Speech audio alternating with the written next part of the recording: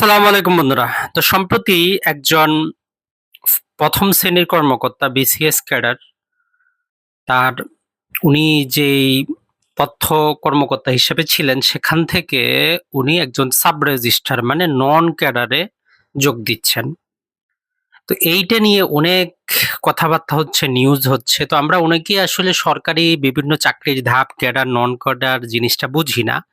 তো আজকে আমরা সেটা একটু জাস্ট সরলীকরণ করার চেষ্টা করব। বর্তমান বাংলাদেশে সরকারের নির্দিষ্ট সেক্টরে কাজ করার জন্য সরকার লোক নিয়োগ দেয়, তাদেরকেই ক্যাডার বলে।